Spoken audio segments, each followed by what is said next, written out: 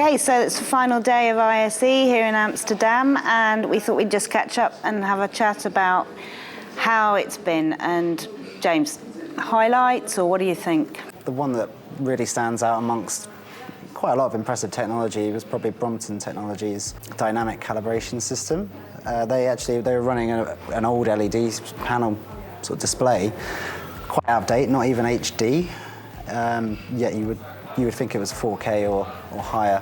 The processing power in terms of creating an HDR image was very impressive. This isn't a show for me about products, it is about the solutions, and for manufacturers aiming at either bringing a large part of the solution to a huddle room or a meeting room, for example, or doing the whole thing.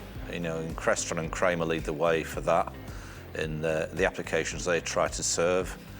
And others are increasingly going there, such as Biamp, who've acquired another company called HRT, which enables them into huddle room technology.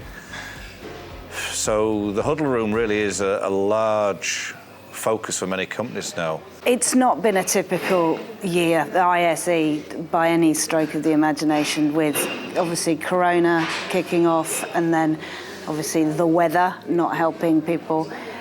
What kind of impact do you think that had? I think on Tuesday morning, things were noticeably quieter. They picked up throughout the day. After lunchtime on Tuesday, the aisles got busier. Wednesday and Thursday, absolutely packed. I guess we've always felt every year ISE just seems to get stronger and stronger in terms of, obviously numbers, but also the offering that it brings to the table.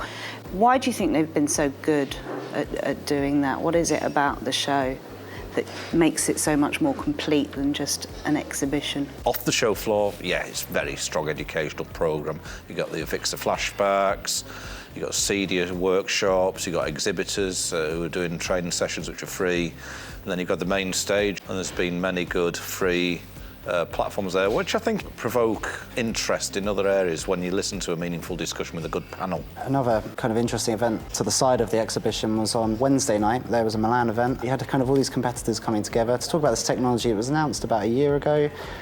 Not heard too much about it since. They confess it's an ongoing process of so many manufacturers, competing manufacturers working together.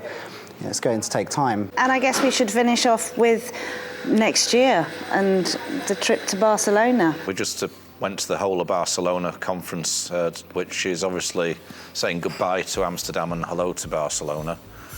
And it's been 15 years in the RAI, and it's served it really well. It has grown to capacity, and I don't think really the exhibitors here or the visitors want to see it grow anymore. It's too much to see almost in one centre. For such a fast-changing, dynamic industry, we don't like change, do we? So we talk about game-changing, but I don't think people want to change. You come into Amsterdam, everyone's comfortable with the same hotels, the same restaurants, they know the lie of the land. Having to change it's a great unknown.